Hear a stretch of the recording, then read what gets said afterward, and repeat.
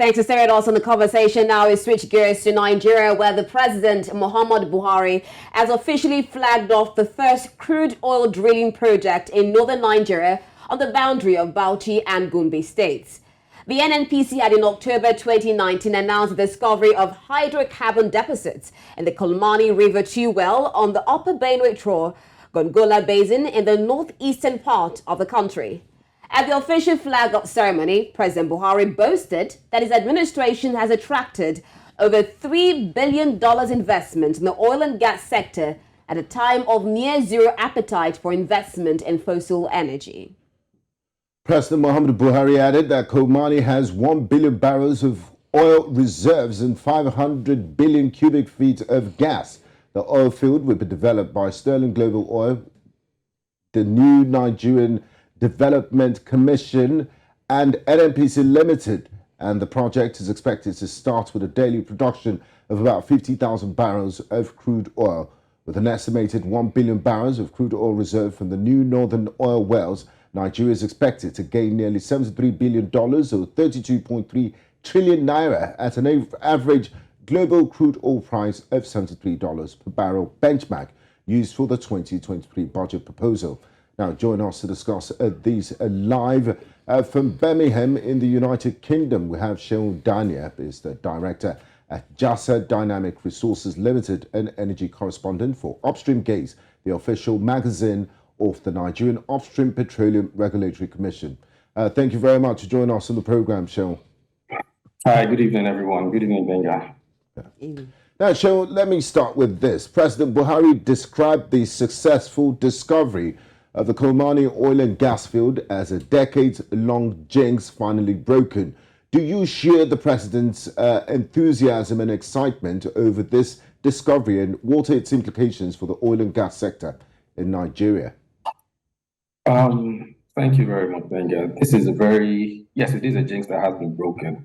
Because it has been a very long time that oil exploration activities have been going on in the north of Nigeria, and it's been difficult to find in commercial quantity. Let's remember that Shell and Chevron has actually been drilling on this same river, the Kolmani River, since in 1993, but they found oil, but it was, wasn't commercially viable for them. And, this is about 29 years later, and we as a country, we are finding oil in the northern region, with 1 billion barrels of reserves. It is a welcome effort. Yes, I'm very, very much excited because I see that this is going to open up the northern region. First and foremost, it will create competition within the regions. I see it as something that will ease agitations, between the southern regions and the northern regions. It also gives us a chance to see the new NNPC that has been formed. And we're able to see how NNPC as a private company will be able to learn of the problems and complications that have occurred in the south region based on oil activities, and be able to then, apply these lessons in the northern region. And of course, it's a win for Nigeria as a whole. It's a win for us as a people. It's going to create a lot of employment. It's going to open up that region very much. It's going to also increase development, education around there will boom. Yes, I very much, I must celebrate the management of the NNPC, and of course, celebrate with the Nigerian people, and of course with Mr. President as well. Now, while you talk about all this, we know that there's been COP27 and the world has been talking about renewable energy. And we talk about different billions of dollars that will be gotten. You talk about how excited you are for this news. Now, with all that is going on, do you think this is still worth exploring? I mean, how is it going to pan out for Nigeria? How will it attract foreign investment into Nigeria when the world is looking at renewable energies? Oil is in two phases. We have the black oil, the crude oil as we know it, and we also have the white oil, crude oil, and other offsets of crude oil. Where we are in Nigeria, we must face the facts, and the facts are that not that we are backward, but we're not going at the same pace as the advanced worlds. In the same light, we have to be able to do things according to our own local problems. So the local challenges, there's still going to be a need for oil globally, at least for the next, give or take 50 years, before the whole world can actually move on. So if you have other advanced countries who we're also concerned about, this, climate change and, all of this renewable energy, but they generate their power through nuclear. And nuclear power generation, creates a whole lot more damage to the environment. I'm not saying that we as a country should not consider reducing, but then the country needs the money. There are newer technologies in order to ensure that we do not flare gas and do not pollute the environment as much. The products are in demand. And if you see, the GMD of the NNPC mentioned categorically, he said in the second phase of this project, they're going to be building downstream oil terminals and depots to offtake and distribute, other white products. The white products are, other derivatives from oil refining. These are things that go into food packaging, the cosmetics, pharmaceutical industry, and there are so many other things, which means that the refinery that's being built into this integrated power project is not just going to be a refinery that's going to be refining just petroleum products, which are the PMS, the AGO, the jet fuel, and the kerosene, as we all know. It is going to be a very, very, very robust refinery that will be able to refine most of the products, and they will be able to get off-takers. And so this product will also ensure that we have local supply for a lot of these products that would normally import from other countries. And also in this integrated oil project, there's also going to be a gas plant, meaning that there will be reduced or minimal flaring of gas in that region. So the impact on the environment, like I said, there's new technology, there's lessons that have been learned from other regions.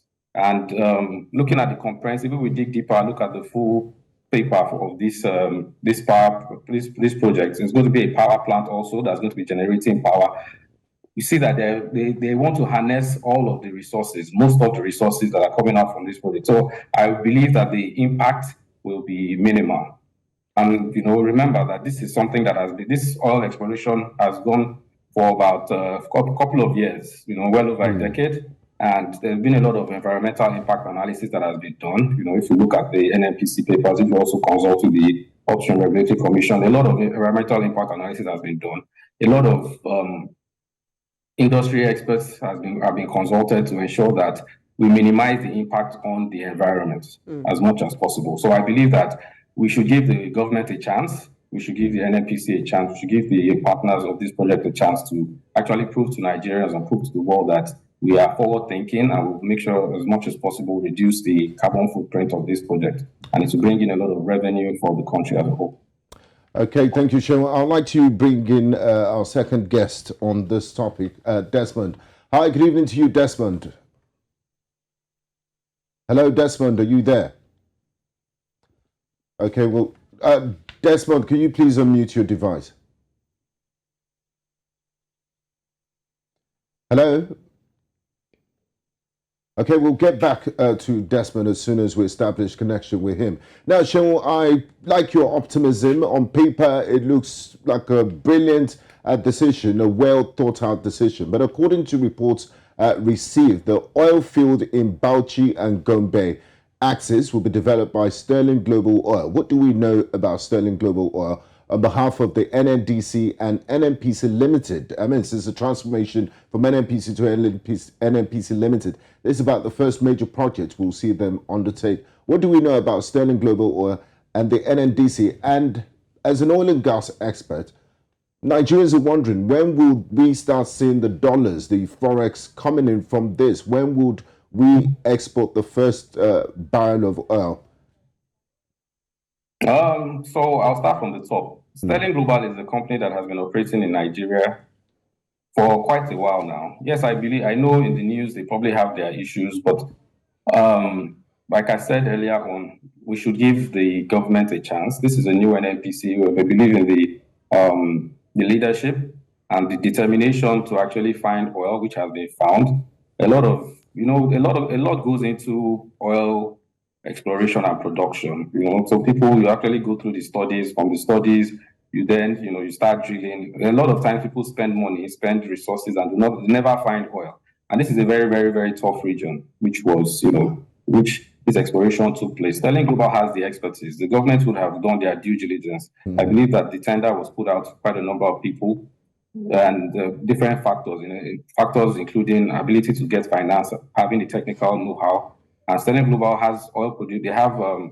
They currently have oil fields in Nigeria that are producing and have been producing for quite some time. So I believe that for the government to partner with them, it shows that they have belief in whatever tender that was put in place. And we've seen the works. They have been able to find oil. They've drilled successfully. And we are on the brink of, making sure that all these developments is futile. I mean, it's not futile. And for us to start seeing the dollars, yes. The first point is we have found the oil already. Okay. And once you find the oil, you already found the dollars. So that's why the leadership of the NNPC is very confident that there is foreign investment. So far, they have secured $3 billion in foreign investments for this project. And the fact that you have found oil, for people who are in the oil industry, and for the knowledge of the general public, when you find oil, you become the beautiful bride. That is, everybody wants to do business with you because you have found oil and you have proven reserves of $1 billion. So if you do the mathematics, give or take, at the current price of about $80 to a barrel, right? And if we use the current benchmark price that Nigeria is using, for our budget, is about $72 to a barrel. So for 1 billion barrels, at 50,000 barrels a day, or just for easy mathematics, for 1 billion barrels, everybody can see that you have the potential of being able to make $72 billion from that particular oil field over a period of years, right? And your investment probably will be 3 to 5, or let's say, give or take $10 billion. And remember, this investment is not just for the oil exploration. This investment is going towards the development of the refinery, development of the gas plants, the power plants, the fertilizer plants, and so many other things around there. So if the investment that's going just towards the exploration of this oil alone is, let's say, $5 billion, you see that it already makes money for itself and makes money for the country. And then it's an integrated power project. All these other components, the refinery, the gas processing plant, the power generation, the fertilizer plant, will also be selling the products that are being produced from there. So this is indeed a money maker for Nigeria. And I believe that once the refinery is completed, even before it is completed, remember, Bauchi and Gombe, they're not very far from Kaduna. We have the Kaduna refinery. This is also going to trigger the government to put in a lot of efforts to ensure that the Kaduna refinery is working, optimally, to close that gap between when the refinery within this Kolmani is completed and what we do with the crude oil that's currently gotten off the field. Okay. I must say there's a lot of optimism that's going on. I don't know if we still have Desmond with us. Desmond, are you still with us? All right, while we still wait for Desmond. Now, Cheryl, you said a whole lot concerning all this, but we also know that in Nigeria there's a bit of insurgency going on in the northern area. Now, in the Niger Delta areas, we have issues of militants, we have issues of oil thievery going on. Now we see oil exploration going on in the northern region for the first time. And you talked about how much this will develop the northern region and even Nigeria. So do you see any of these insurgencies having any effect on the oil exploration going on in the northern region? Well, absolutely. Thank you very much. Apologies on the network issues. I've been following the discourse very well, and I thank my co-panelists also for doing justice to the discussions. Yes, very well. There seems to be a lot of traction in the north right now, and I think the key issue around the focus now is for us to accelerate as a country national productions per day and also our national reserves. The plan on the PI that has been sanctioned just about the third quarter of last year made it very clear to push productions to just around 4 million barrels a day, and also our production reserve about 40 billion barrels. So the focus to find the finds right now, as we see in the north, just about 1 billion barrels and about 500 BCF of gas, is also a welcome development against the backdrop of the very uncertain prices in the market. It will drive Nigeria into a space where we can be too competitive.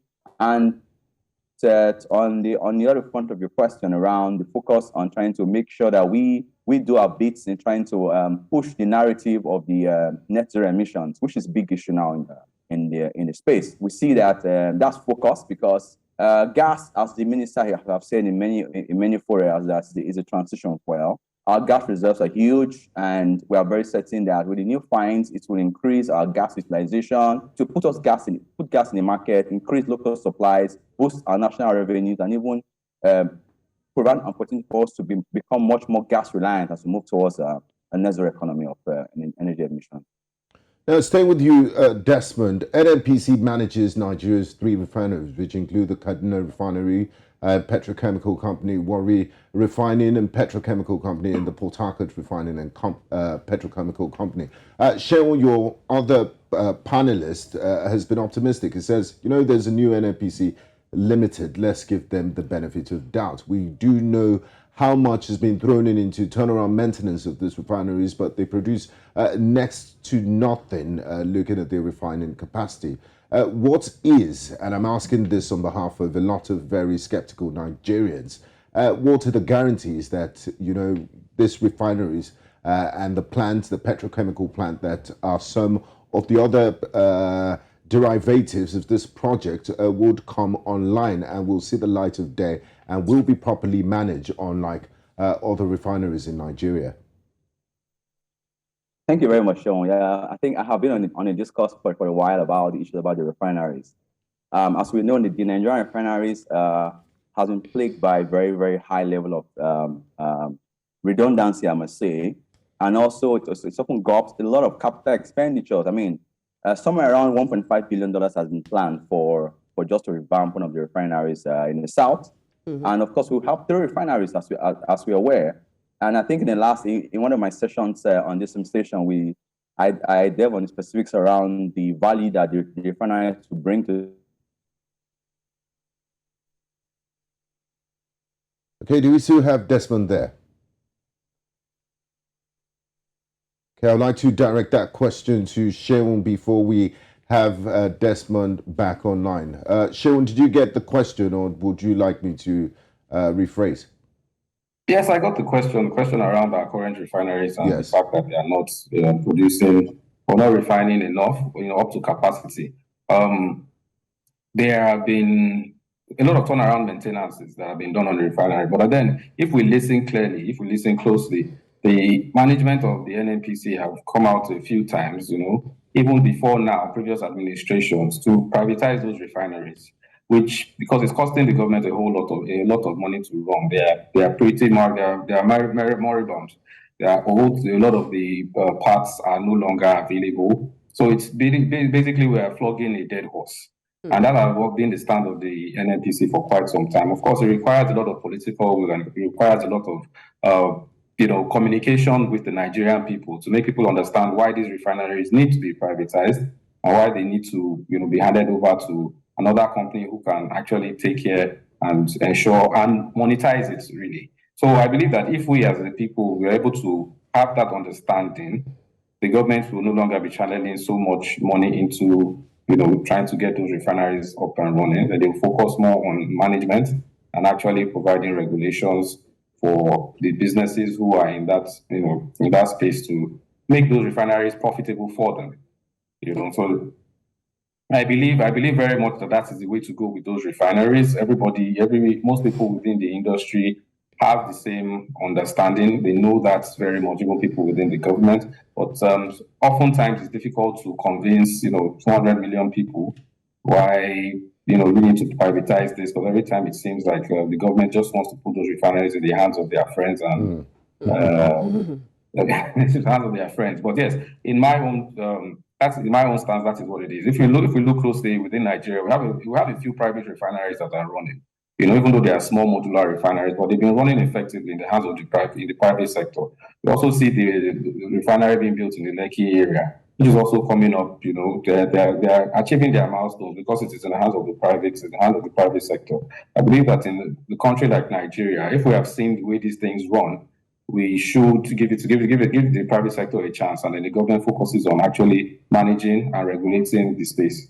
Okay. Thank you. I think Desmond is back.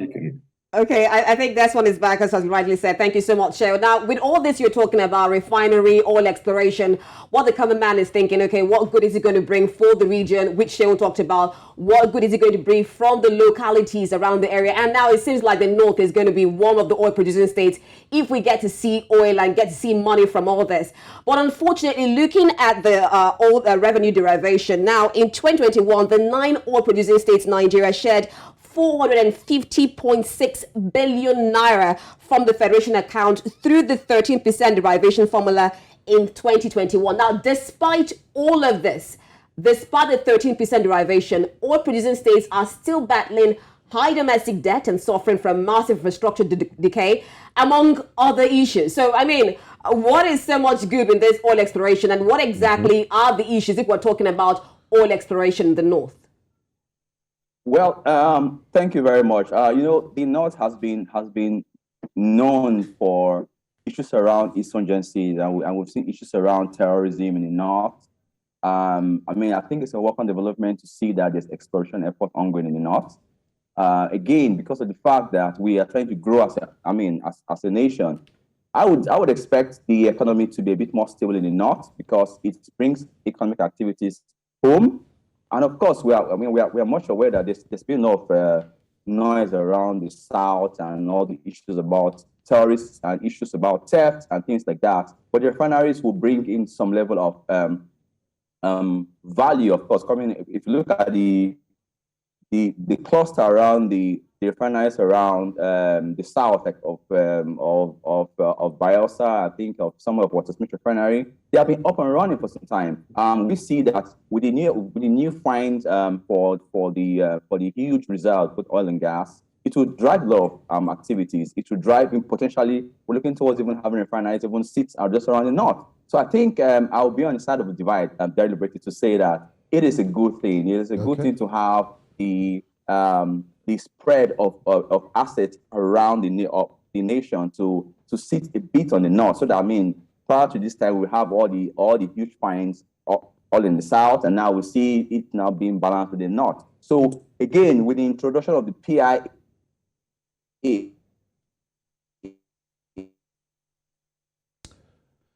Okay, I'll come to you, Seun, just before we wrap things up. Looking at the timing of the 2023 elections is right around the corner.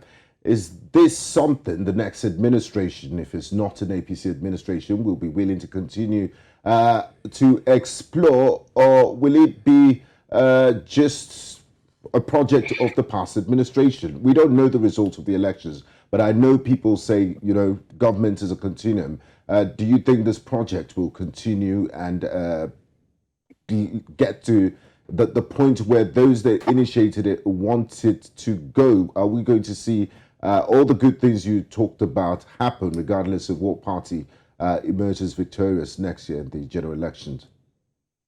Yes, the PIA has been passed into law.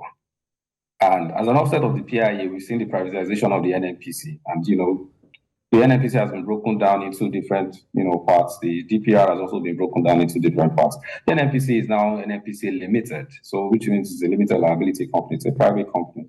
We also have other partners in this, which are private companies. You no longer need political will in a particular region to get this exploration and production done. Remember, investment was sourced, foreign investments. It wasn't government. It wasn't government funds that were put into these exploration and production activities, and it's not government funds that are going to be used to develop the project. So definitely, the law has been passed. The exploration and production activities are already ongoing. Contracts have been signed.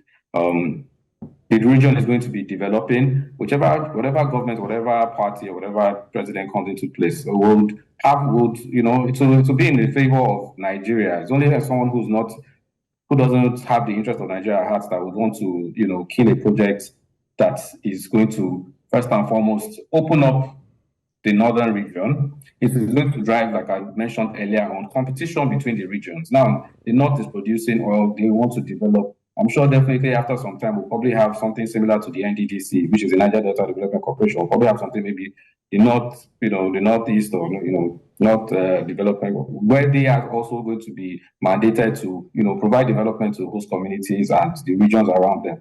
And we see that will drive healthy competition.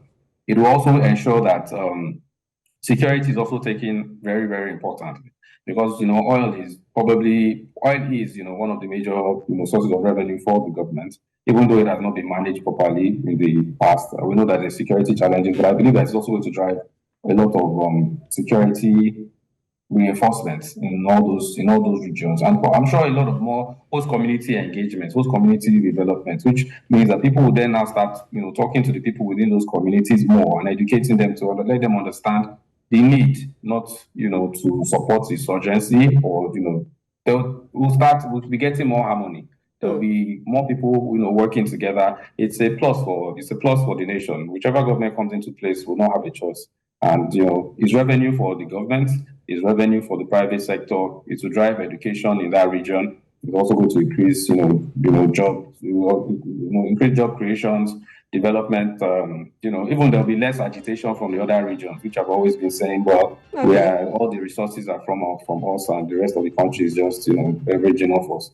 It will make sure that those kind of agitations are eased. All right, thank you so much. A lot of things you were saying, but when you mentioned NDDC, looking at all the corruption going on there in the past, I do hope that whatever new company, the PIA, will address all of this, and of course, for the benefit of the community. Thank you so much, Seun, for joining us in this conversation.